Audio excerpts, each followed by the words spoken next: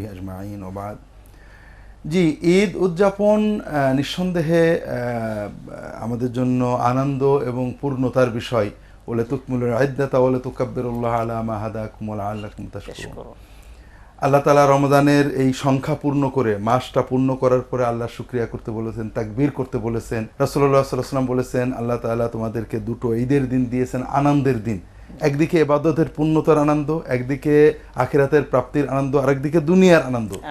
এই দিনে তিনি ঈদের নামাজ পড়ার পরে খেলাধুলো, সামাজিক এবং শারীরিক আনন্দ উৎসাহ দিয়েছেন, এর মানে মনোদৈহিক আনন্দ সমন্বয় ঘটিয়েছেন।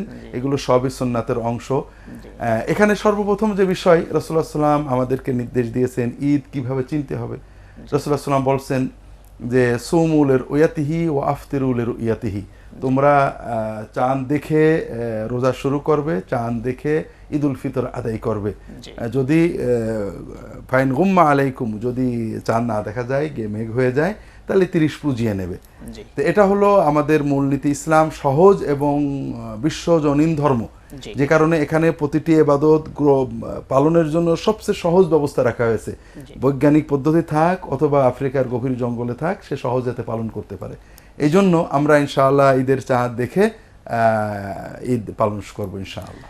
আলহামদুলিল্লাহ। তো এই প্রসঙ্গে তো একটি প্রশ্ন সঙ্গত কারণে এসে যায় যে চাঁদ দেখে যদি ঈদ পালনের শর্তটা এসে যায়, তাহলে এখন তো ইলেকট্রনিক্স মিডিয়ার যুগ। আমেরিকাতে চাঁদ দেখলে আমরা কেন ঈদ করব না, বা সৌদি আরবে চাঁদ দেখলে আমরা কেন ঈদ করছি না? জি, এটা খুবই গুরুত্বপূর্ণ প্রশ্ন এবং অনেক দিনদার আবেগী মুমিন আমাকে প্রশ্নও করেছেন যে স্যার, আমি জেনেছি যে দেখেছি সৌদি আরবে অথবা আমেরিকায় চাঁদ দেখা গিয়েছে, এরপরও আমি যদি বাংলাদেশে বসে রোজা না রাখি, রাসূলুল্লাহ সাল্লাল্লাহু আলাইহি ওয়াসাল্লাম আদেশ অমান্য করার কারণে আমরা গুনাহগার হব কিনা। জি। 2 নম্বর, যে আমরা জেনেছি যে ঈদ উল ফিতরের চাঁদ দেখা গিয়েছে কিন্তু বাংলাদেশে বসে ঈদ পালন করলাম না, গুনাহগার হব কিনা। এটা সঙ্গত প্রশ্ন, যেহেতু মুমিন এই হাদিসটা শুনেছেন। তবে ইসলাম একটা হাদিস থেকে গ্রহণ করা হয় না, আমরা এই হাদিসটাকে বুঝতে পারিনি। সুমুলের ইয়াতিহি ও আফতিরুলের ইয়াতিহির সাথে অন্যান্য হাদিসের সমন্বয়টা করতে পারিনি। এখানে দুটো বিষয়। প্রথম বিষয় হলো যে রাসূলুল্লাহ সাল্লাল্লাহু আলাইহি ওয়াসাল্লাম তিরমিজি, সুনানে তিরমিজি অন্য সহিহ হাদিসে বলছেন আল ফিতরু ইয়াউমা আফতারান নাস ওয়া ফি বা'দ রিওয়ায়াত আফতারাল ইমাম ওয়া আদহা ইয়াউমা ইউদাহিল ইমাম অথবা ইউদাহিন নাস। ঈদ উল ফিতর কবে হবে? যেদিন সব মানুষ, সরকার ঈদ উল ফিতর পালন করবে, রাষ্ট্র ঈদ উল ফিতরের ঘোষণা দেবে, সেই দিন ঈদ উল ফিতর হবে। তাহলে দুটো হাদিসের সমন্বয় কিভাবে? সেটা হলো, প্রথম কথা, চাঁদ দেখলে রোজা রাখা যায় না। এমনকি কেউ যে নিজে চোখে চাঁদ দেখে, অন্য কেউ না দেখে, রাষ্ট্র গ্রহণ না করে, রোজা রাখা যায় না। এখানে মূল বিষয় হলো ইসলামের এই ইবাদতগুলো সামাজিক, রাষ্ট্রীয়। এজন্যই সবাই যারা ফিকহের কিতাব জানেন, রাসূলুল্লাহ সুন্নাত জানেন, চাঁদ দেখে কেউ রোজা রাখতে শুরু করতো না, এসে রাসূলুল্লাহকে সাক্ষ্য দিত।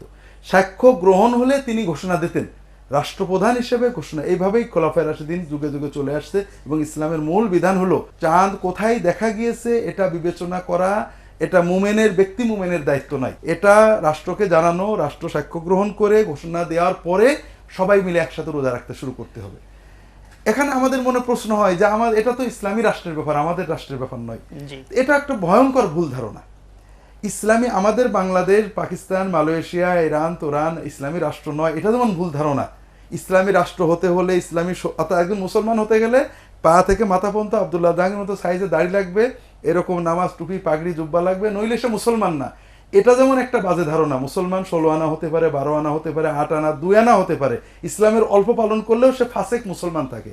ঠিক ব্যক্তি, সমাজ, রাষ্ট্র ইসলামের কিছু পালন করে, যেমন এজিদের রাষ্ট্র, মানে বিভিন্ন যুগে দিনে আকবরের দিনে ইলাহি রাষ্ট্র, মামুনের মুতাজিরের রাষ্ট্র, ধর্মের রাষ্ট্র, মুসলিম উম্মার মূলধারার আলেমরা এই রাষ্ট্রের পাপাচারের কারণে বা ইসলাম বিরোধী আইনের কারণে, ইসলাম বিরোধিতা করার কারণে রাষ্ট্রকে দারুল কুফর বলেন, দারুল ইসলাম বলেই গণ্য করেছেন। ইসলামী বিধিবিধান সেখানে থাকবে, রাষ্ট্রের অন্যায়ের প্রতিবাদ করতে হবে। কাজেই সকল ক্ষেত্রে দারুল ইসলাম, বাংলাদেশ, পাকিস্তান, মালয়েশিয়া, যত দারুল ইসলাম আছে, মুসলমানদের দেশ আছে, এই সব দেশ, এমনকি অমুসলমান দেশেও যদি সেই দেশের রাষ্ট্র কোনো কমিটি গঠন করে দেয়, সেই দেশের মুসলমানদের এই কমিটির সাথে ঘোষণা অনুযায়ী ঈদ উল ফিতর, ঈদ উল আজহা আদায় করা রাসূলুল্লাহ সাল্লাল্লাহু আলাইহি ওয়াসাল্লামের নির্দেশ। তাহলে রাষ্ট্রকে শুধু জনগণ জানাতে পারে যে চাঁদ দেখেছে হ্যাঁ, আমরা। যদি মানে মানুষ চাঁদ দেখে, দেখার পর নিজে দেখেছে, রাষ্ট্র সাক্ষী দিয়েছে, আর কেউ দেখেনি, রাষ্ট্র গ্রহণ করেনি, ওই ব্যক্তিও ঈদ পালন করতে পারে না।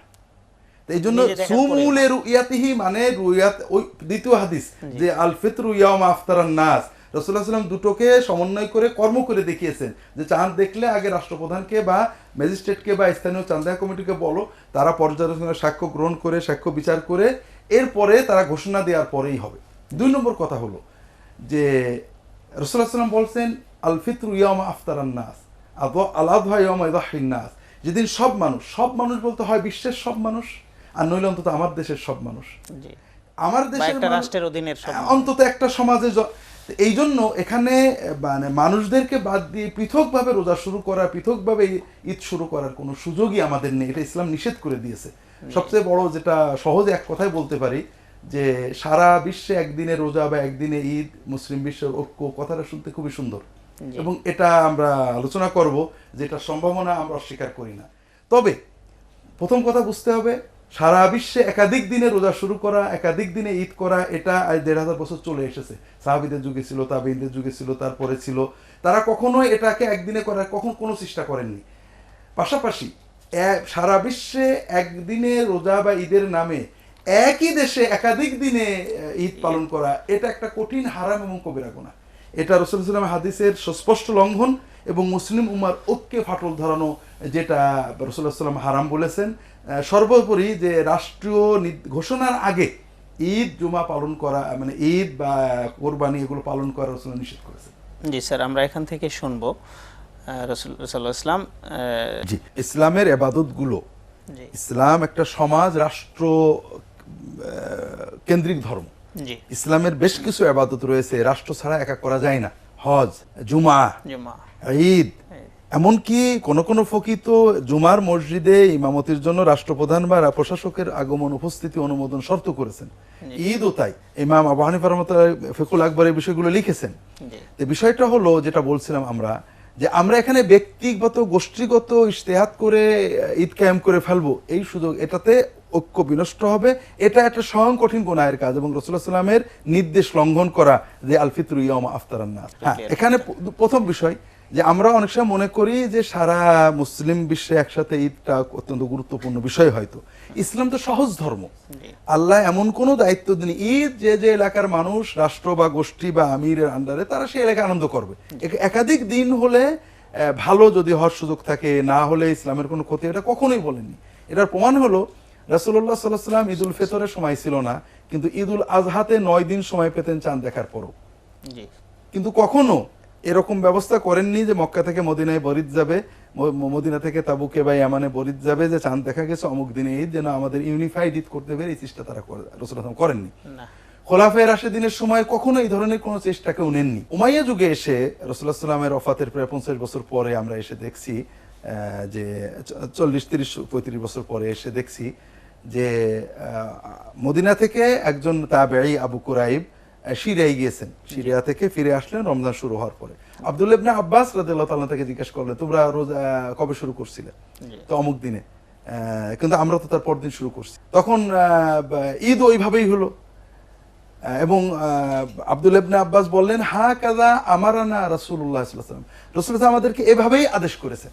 জি এটা কিন্তু মাওকুফ হাদিস না, মারফু হাদিস। মারফু। অর্থাৎ এর অর্থ দুটো হতে পারে। একটা হলো রাসূলুল্লাহ এভাবে আদেশ করেছেন যে যে এলাকায় যে আমির বা যে জনগোষ্ঠী যখন চাঁদ দেখবে তখন রাখবে, এটা তিনি এইভাবেই বলেছেন। এটা হতে পারে, এটা হলে তো বিষয়টা ক্লিয়ার হয়ে গেল যে পৃথক পৃথক এলাকার মানুষ চাঁদ দেখলে তারা রাখতে পারবে।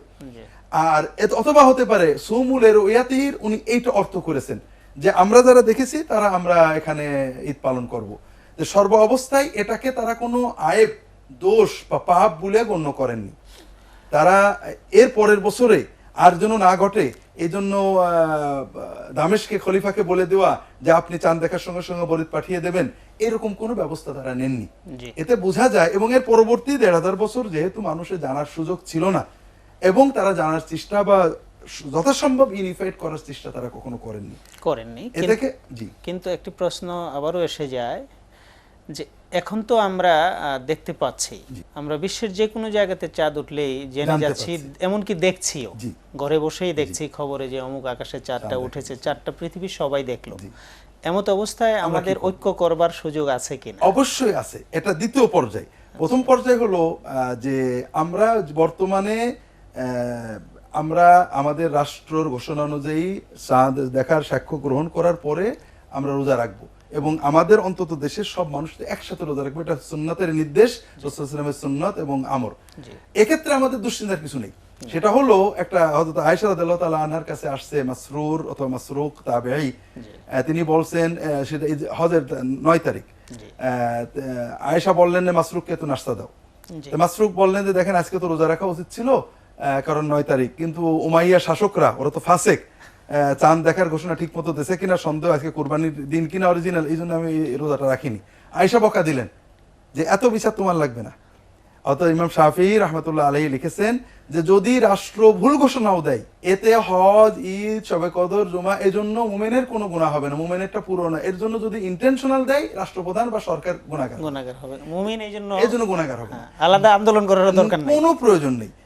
দ্বিতীয় পর্যায়টা হলো হ্যাঁ অবশ্যই যদি এটা মানে একা অন্য দূর চাঁদ দেখা গেলেও, কারণ আল্লাহ রাসূল সুমুলের উয়াতি, যে কোনো একজন মোমেন, দুজন মোমেন যদি চাঁদ দেখেন এবং সরকার রাষ্ট্রপ্রধানের কাছে সাক্ষ্য গ্রহণ হয়, আমরা দেখতে পারি, এটার ঐক্য করার অবশ্যই সুযোগ আছে। সেটা হলো উলামায়ে কেরাম ইজতিহাদ করবেন, আমাদের বাংলাদেশের সরকারের পক্ষ থেকে কোনো প্রতিনিধি থাকবে মক্কাতে, আমেরিকায় কোথাও, মানে অথবা রাবেতার কাছে, তারা চাঁদ দেখে ঘোষণা দেবেন, চাঁদ দেখা প্রমাণিত হলে বাংলাদেশ সরকার জানাবেন। এগুলো ইজতিহাদের অবশ্যই সুযোগ আছে, এগুলো আমরা করতে পারি। তবে এটা যতদিন না রাষ্ট্রীয়ভাবে ঐক্য প্রতিষ্ঠা হচ্ছে, ততদিন ব্যক্তি পর্যায়ে একই দেশে একাধিক দিনে ঈদ করা, এটা যেমন মুসলিম ঐক্য বিনষ্ট করার কারণে হারাম। দ্বিতীয়ত যে সরকার রাষ্ট্র চাঁদ দেখার সাক্ষ্য গ্রহণ করার আগে রোজা রাখা বা ঈদ করা, এটা আমাদের জন্য নিষিদ্ধ। তবে ঐক্যের জন্য গবেষণা, এটা আমরা অবশ্যই সমর্থন করি, সম্ভাবনা আছে, এবং কোরআন, হাদিস এবং ফিকহের মতগুলো এটার সুযোগ রেখেছে, এবং এটা আমার মনে হয় যে দিন যত যাচ্ছে গবেষণা করবার সুযোগ তত রয়েছে।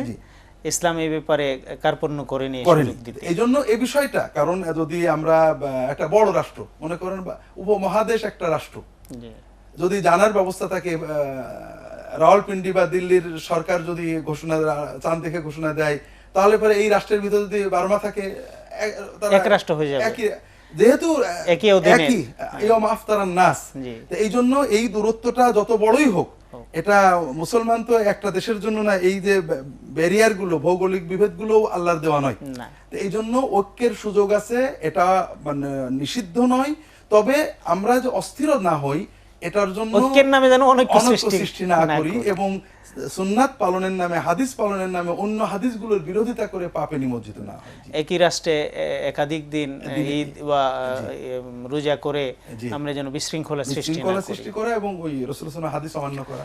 আলহামদুলিল্লাহ স্যার, এই পর্যায়ে আমরা আমাদের আরেকটু জানবার বিষয় আছে। আপনি বলেছিলেন শুরুতেই যে ঈদ আমাদের আনন্দের, সেই আনন্দটা সুন্নত মাফিক হওয়া দরকার। আপনি বলেছিলেন নবীজি সাল্লাল্লাহু আলাইহি ওয়াসাল্লাম ঈদের পরে খেলাধুলা ইত্যাদি বৈধ খেলাধুলাগুলোর অনুমতি দিয়েছেন, এমনকি তিনি কোনো কোনো খেলাতে উপস্থিত থেকেছেন, তিনি এবং তার ফ্যামিলি সহ দর্শক হয়েছেন, এবং তিনি উৎসাহ দিয়েছেন এইভাবে খেলতে। কোনো কোনো খেলায় তিনি বলেছেন যে আমি এই দলের সাথে আছি, অন্য দল বলছেন যে না আমরা তাহলে খেলবো না। এই যে বিষয়গুলো, এই খেলার যে আনন্দের ব্যাপারটা, তাহলে বোঝা গেল এটা সহজাত, মানুষের জন্য এটা দরকারি। তো এই বিষয়ে সুন্নতটা আমাদেরকে যদি বলতেন, কারণ আমাদের সমাজে অনেক মানুষের ধারণা আছে যে ইসলাম বুঝি নিরানন্দ, এখানে কোনো খেলাধুলা, আনন্দ, শরীর চর্চা ইত্যাদি নেই। এই বিষয়গুলো যদি আমাদের বলতেন। জি, আসলে বিষয়টা দ্বিমুখী হয়ে গিয়েছে। ঈদের আনন্দের নামে একদিকে আমাদের অশ্লীলতা, বেহায়াপনা, হারাম পাপে লিপ্ত হচ্ছি, আবার আমরা যারা দিনদার ধার্মিক, তারা দিন বলতে বিনোদন, আনন্দ এগুলোকে খুব অবৈধ মনে করছি। এই জন্য আমাদের যদি সবচেয়ে ভালো হয় যদি আমরা বুঝি যে আমাদের তাকওয়াল মডেল মুহাম্মদ রাসূলুল্লাহ সাল্লাল্লাহু আলাইহি ওয়াসাল্লাম, আমরা নই। আমরা যেটাকে তাকওয়া বলে মনে করছি ওইটা তাকওয়া না, তাকওয়া রাসূলুল্লাহ সাল্লাল্লাহু আলাইহি ওয়াসাল্লাম যেটাকে মনে করেছেন। রাসূলুল্লাহ সাল্লাল্লাহু আলাইহি ওয়াসাল্লাম ঈদের দিনে নামাজের পরে মসজিদের ভিতরে খেলাধুলা করিয়েছেন। হাবাসীরা সেখানে খেলাধুলা করেছে। রাসূলুল্লাহ সাল্লাম তার স্ত্রী আয়েশাকে বলেন, তুমি খেলা দেখতে চাও? ইয়া রাসূলুল্লাহ, আমি দেখবো। তিনি আড়াল করে রেখেছেন, আড়াল থেকে খেলা দেখেছেন। হযরত ওমর রাদিয়াল্লাহু তাআলা আনহু মসজিদে খেলা দেখে আপত্তি করেছেন, তিনি বলেছেন, না, ওদেরকে খেলতে দাও, এটা ঈদের দিন, আনন্দের দিন। এই জন্য, এবং একটা রিওয়ায়াত আছে লিয়ালামাল ইয়াহুদ আন্না ফি দীনিনা ফুসহা, যেন ইহুদিরা জানে যে আমাদের ধর্মে বিনোদন আছে, আমাদের ধর্মে প্রশস্ততা আছে, এটা কোনো রিজিড ধর্ম নয়। আমরা ইবাদত করব এবং নির্মল এবং নিষ্কলুষ বিনোদন খেলাধুলো করব।